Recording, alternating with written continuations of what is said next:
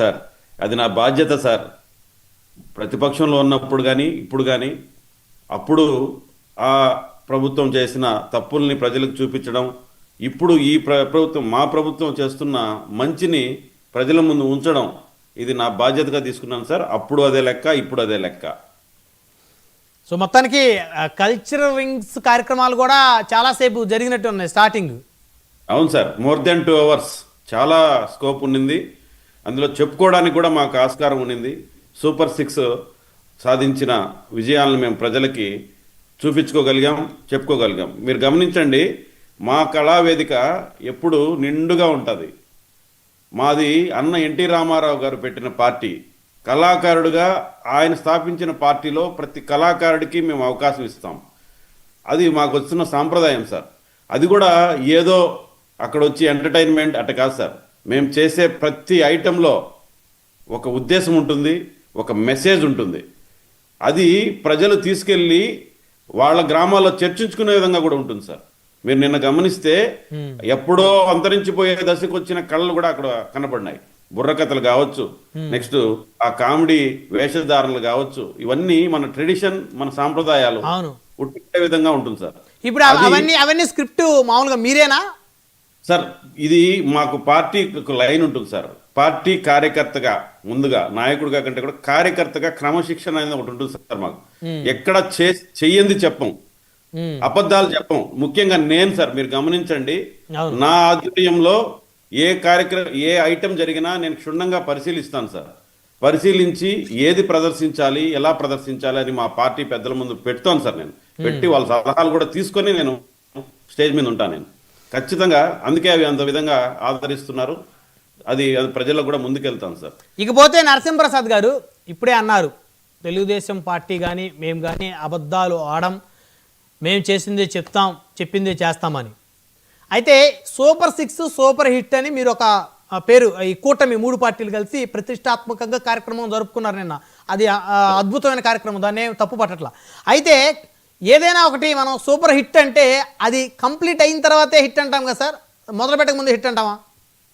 ఖచ్చితంగా more than అది ఏమంటారంటే సార్, మేము అనుకున్న అంచనాలు మించి అన్ని పథకాలు సక్సెస్ అవుతున్నాయి సార్.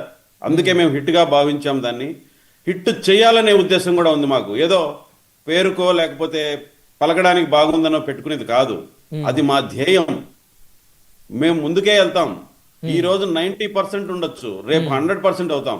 అదే విధంగా చెప్పని హామీలు కూడా ఎన్నో నెరవేరుస్తున్నాం. వీటన్నిటిని మీరు గమనిస్తే ప్రజల పైన మాకునే కమిట్మెంట్ మీరు అర్థం చేసుకోవాలా. అదే హిట్. ఇక్కడ హిట్ అంటే టైటిల్ కాదు, హిట్ ప్రభుత్వం హిట్.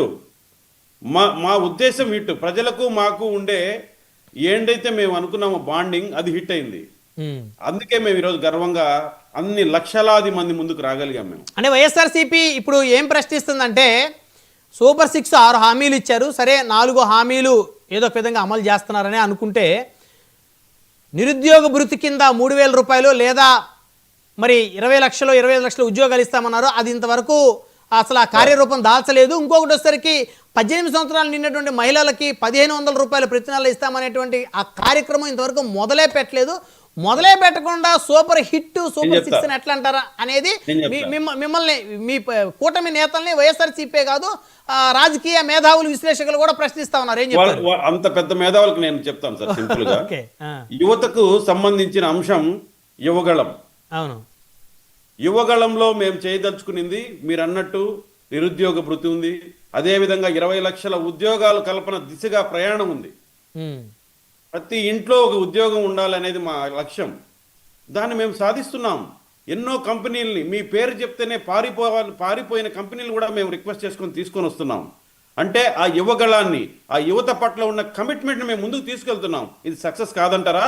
లేకపోతే ఫేక్ ప్రచారాలు చేసుకొని ఎక్కడో ఆమ్లెట్లు వేసుకునే వాళ్ళని, ఈ పానీపూరీలు అమ్ముకునే వాళ్ళని కోట్లు వేసుకొని వచ్చి కూర్చొని అక్కడ సమ్మిట్లు అని చెప్పి చేసిన విధానం కరెక్ట్ అంటారా?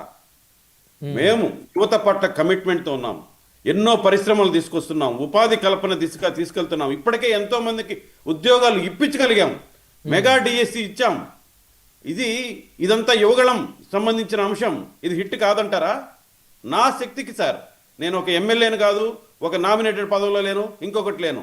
మా పార్టీ నాకు ఇచ్చిన ఇమేజ్తో తిరుపతి సరౌండింగ్స్ లో ఉండే కంపెనీలని అప్పటికే చంద్రబాబు నాయుడు గారి వల్ల, ఆయన కృషి వల్ల వచ్చిన కంపెనీలకు తిరిగి మా రైల్వే కోడూరుకి 4 బస్సులకి సరిపడా ఉద్యోగాలు 220 మందికి ఇప్పించగలిగాం సార్. కానీ కంపెనీ ఏం company sir? Sir cell phone కంపెనీల్లో, అదే విధంగా అమర్ రాజాల్లో రిక్వెస్ట్ చేసుకున్నాను, అదే విధంగా అపోలో ఫార్మసీకి సంబంధించిన కంపెనీల్లో చేసుకున్నాను. ఇట్లా ఒకటి కాదు సార్, అంటే నా శక్తికి అదే, ఎందుకంటే మా నాయకుడికి ఉండే కమిట్మెంట్ ఏందో ఆ దారిలో మేము నడుస్తున్నాం. ఎందుకు ఉదాహరణ చెప్తున్నంటే మా కమిట్మెంట్ ఇక్కడ సక్సెస్ అయింది, హిట్ అయింది. ఇంకపోతే మీరు ఇదన్నారు 18 సంవత్సరాలు నిండిన ప్రతి మహిళకి 1500 ఇస్తామన్నారు. స్త్రీ శక్తి కింద మేము అనుకున్నది అబౌవ్ 90% ఇప్పటికే సక్సెస్ సాధించాం. కాదంటారా? ఎట్లా సార్? అవును సార్, మహిళల పట్ల మేము చేయదలుచుకున్న స్కీమ్స్ లో అది ఒకటి. దీపం పథకం మనం ఇవ్వలేదా మహిళలకు సంబంధించి? మేము అది వేరు ఇది వేరుగా సార్. సార్ మహిళలకు కమిట్మెంట్ సార్, అది కూడా తొందరలోనే ఇచ్చిన హామీని నిలబెట్టుకుంటాం. ఆ ప్యాకేజ్ కింద స్త్రీలకి ఉచిత బస్సు ఇవ్వలేదా?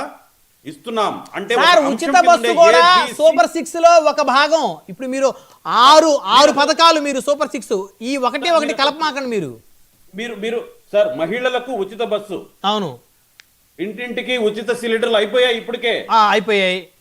స్కూల్కి వెళ్లే పిల్లల కోసం అమ్మఒడి, యువగళం కింద ఆల్రెడీ మొదలైంది. ఇప్పుడు మిగిలింది మేము అతి త్వరలోనే కమిట్మెంట్ తోను, అంటే మా మహిళల పట్ల మేము ఆల్రెడీ ఒక పాజిటివ్ ధోరణిలో వెళ్ళిపోయాం. మోర్ దాన్ 90% మేము రీచ్ అయిపోయాం. సో మా కార్యకర్తలు కావచ్చు, మా రాష్ట్ర ప్రజలు కావచ్చు, మేమంతా ఒక సక్సెస్ దిశగా ఆల్రెడీ తీసుకెళ్ళాం. మిగిలిన కమిట్మెంట్స్ కూడా అతి త్వరలోనే చేసే దిశగా ఉన్నాం. కాబట్టి ఇది ఉత్సాహపరిచే సభ. రాష్ట్రంలో ఈ ఫేక్ గాళ్ళకి, ఫేక్ ప్రచారం చేసే వాళ్ళకి తలగ్గకుండా పాజిటివ్ దిశగా తీసుకెళ్లే దిశగా ఎవరు నిశ్చయపడకుండా మేము నిన్న జరిగిన సభ ఉపయోగపడిందని మేము హిట్గా భావిస్తున్నాం. సూపర్ 6 సూపర్ హిట్ అయితే ఈకలు బీకేది, కోడిగుడ్డు మీద ఈకలు బీకాల్సిన అవసరమే లేదు. ఈ రాష్ట్రంలో అసలు ఈ పథకాల గురించి మాట్లాడే అర్హత వాళ్ళకి ఎందుకు ఉంది సార్? వాళ్ళ క్వశ్చన్ కి మేము ఎందుకు జవాబు చెప్పాలి? దాని బాధ్యత కాబట్టి చెప్తున్నాం ఈ రోజు. అయినా మద్యపాన నిషేధం అని చెప్పి అందరి ప్రాణాలు హరించి ఈ రోజు దాంట్లోనే స్కాములు చేసి జైలులో ఉండే వాళ్ళకి మమ్మల్ని అడిగే హక్కు ఎక్కడి నుంచి వస్తుంది సార్? రైట్, మీరే అడగాలి ఇది. ఇప్పుడు నన్ను అడిగారు, అదే కమిట్మెంట్ తో వాళ్ళని అడగండి. మద్యపాన నిషేధం అని అడగండి. రైట్, 1 by 1 మాట్లాడదాం, మళ్ళీ వస్తాను మీ దగ్గరికి. సార్ ఎందుకు నాసిరకం మంది అమ్మారని అడగండి. తప్పకుండా. దోపిడీ